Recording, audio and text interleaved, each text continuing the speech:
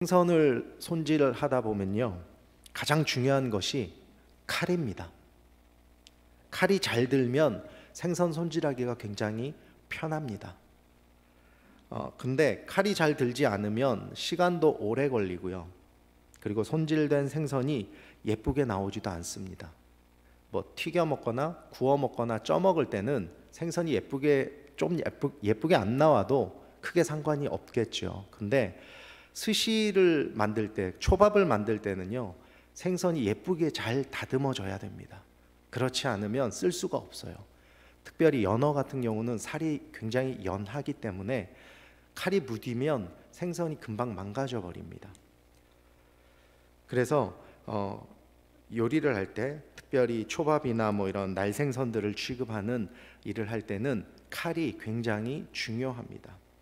처음 스시를 배울 때 제가 두 가지를 제일 먼저 배웠어요. 하나는 쌀을 씻는 일이었습니다. 그리고 또 하나는 칼을 가는 일이었어요. 쌀을 씻는데 이 쌀에 약을 많이 쳐서 그런지 계속 쌀을 씻어도 그 노란 물, 그러니까 뿌연 물이 계속 나와요. 그러면 그게 맑은 물이 나올 때까지 씻어야 됩니다. 그래서 쌀을 손에 이렇게 쥐어서 막 이렇게 비벼야 돼요. 그러면서 쌀을 씻어요. 근데 여름에는 괜찮아요. 뭐 시원하게 물 틀어놓고 하면 되니까. 근데 겨울에도 찬물로 해야 돼요. 그러면 손이 정말 빨개질 정도로 그래도 끝까지 찬물로 써야 됩니다. 두 번째로 배운 게 칼을 가는 거예요. 제가 배울 때는 아침에 출근하면 일하기 전에 무조건 30분 칼을 갈아야 돼요. 그리고 일이 끝나면 일이 다 끝나고 정리하고 집에 가기 전에 30분 꼭 칼을 가르라고 배웠습니다. 그리고 나중에 제가 이제 누군가를 가르치는 위치에 있을 때도 똑같이 그렇게 가르쳤어요. 근데 그거를 그렇게 처음부터 끝까지 제가 그렇게 했으면 참 좋았겠는데 시간이 지나면은요, 그렇게 안 합니다. 하루에 2번 갈던 칼을요, 일주일에 1-2번 갈게 돼요. 또는 한 달에 1-2번 갑니다. 그러면 왜 그렇게 바뀌었을까요?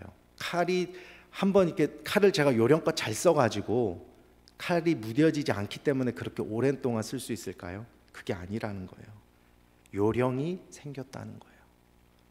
쌀 씻는 것도 마찬가지예요. 처음에 한 1-2년, 2-3년은 정말 겨울에 아무리 추워도 찬물로 쌀을 씻었습니다.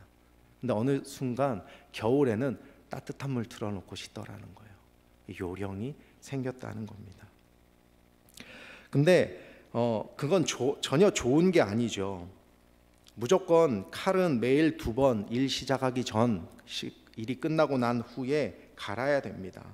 왜냐하면 셰프가 쓸 수 있는 무기는 칼이기 때문입니다.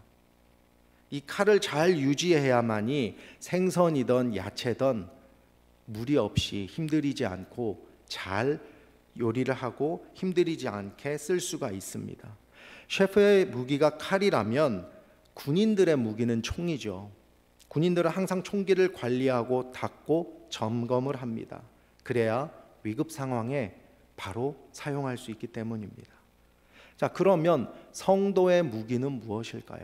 오늘 제가 말씀의 제목을 성도의 무기 기도라고 썼습니다. 성도의 무기는 기도입니다. 기도는 우리가 영적으로 강건해지기 위한 가장 중요한 도구이자 무기입니다. 기도는 하나님과의 관계를 유지하는 도구가 됩니다. 기도는 단순히 우리가 우리의 필요를 구하는 것으로 끝나는 것이 아닙니다. 다 아시는 바와 같이 기도는 하나님과의 깊은 관계를 유지하고 하나님의 뜻을 아는 유일한 통로입니다.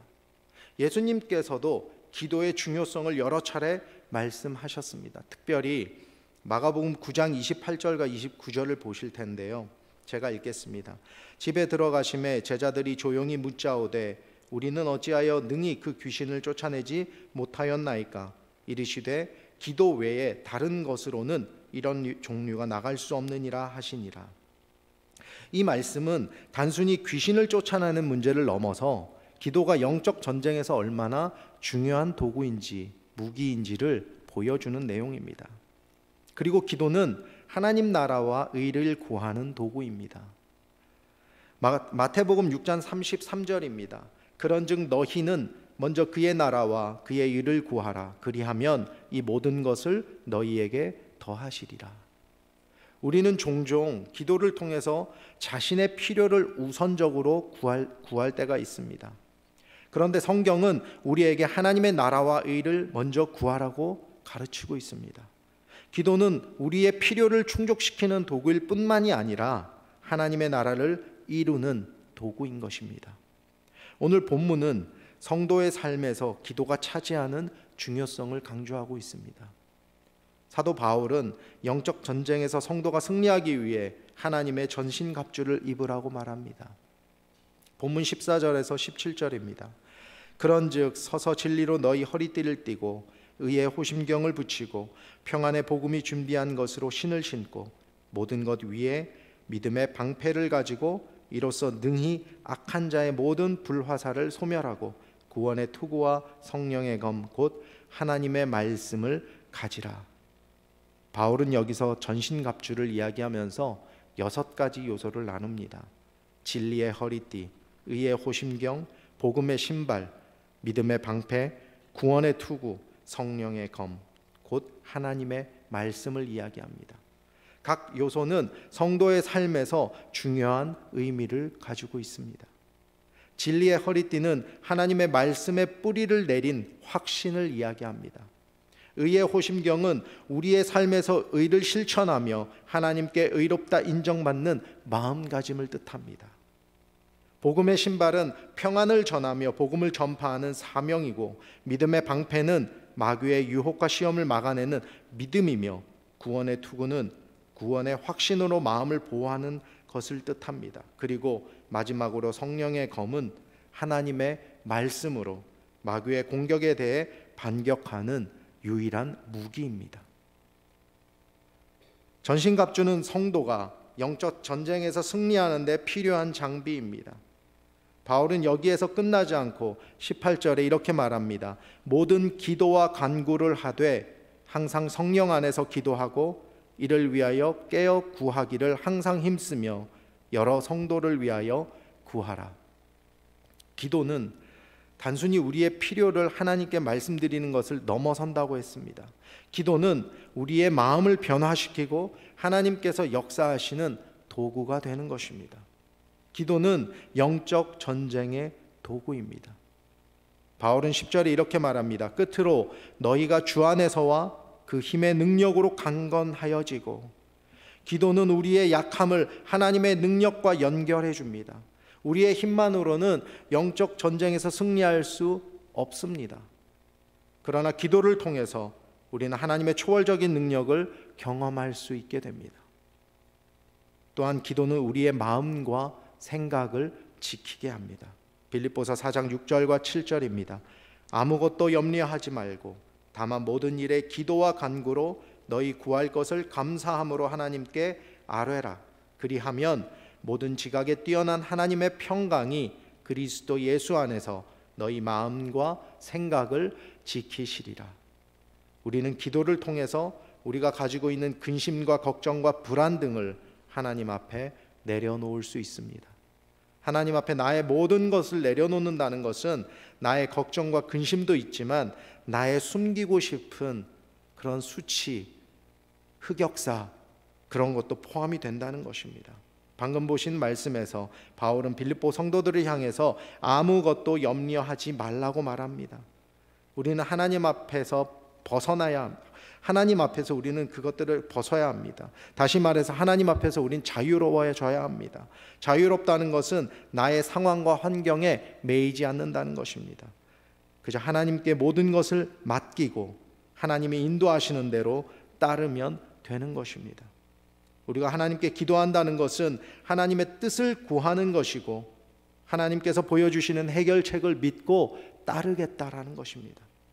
그래서 우리는 기도를 통해서 하나님의 뜻을 알게 되고 우리의 삶이 변화되는 기회로 삼아야 되는 것입니다. 또한 기도는 공동체를 위한 연대의 힘이 있습니다. 혼자 하는 기도보다 함께하는 기도가 훨씬 더 힘이 있다라는 것입니다.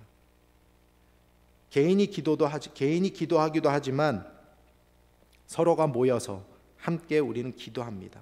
그것을 우리는 중보기도라고 하죠. 바울도 기도를 통해서 성도들이 서로를 위해 중보할 것을 강조하고 있습니다. 기도는 개인의 차원을 넘어서 공동체를 지탱하는 힘이 됩니다. 성도 간의 중보기도는 영적 전쟁에서 강력한 방패가 됩니다. 중보기도의 힘은 여러분들께서도 익히 잘 아실 거라 믿습니다. 중보기도는 다른 사람을 위해서 하나님께 간구하는 기도입니다. 성경에서 매우 중요하게 강조되고 있습니다.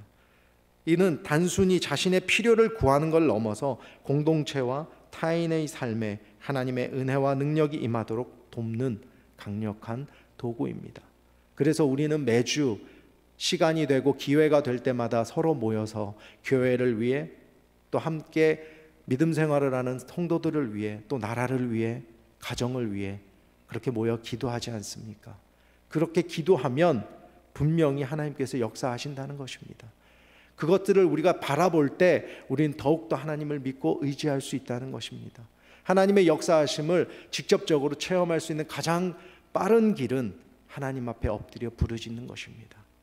설교 서두에 말씀드린 것과 같이 성도의 가장 강력한 무기는 또 필요한 무기는 기도입니다. 칼이 날카로워야 셰프가 제 역할을 할 수 있듯이 기도의 날이 잘 살아 있어야 성도가 영적 전쟁에서 승리할 수 있는 것입니다. 아무리 내가 교회를 오래 다니고 아무리 내가 교회에서 헌신하고 봉사한다고 하더라도 기도가 없는 삶은 어떤 삶일까요? 쉽게 넘어진다는 거예요. 쉽게 시험에 든다는 겁니다. 쉽게 무너진다는 것입니다. 그러나 내가 기도함으로 계속해서 매달리고 늘 기도의 자리에 서 있고 항상 기도하며 주님과 교제하며 살아갈 때 내 믿음은 굳건하게 주의 말씀 위에 바르게 설 수 있다라는 거예요. 바르게 선다는 것입니다. 매일의 삶 속에서 기도의 자리가 지켜지기를 소망합니다.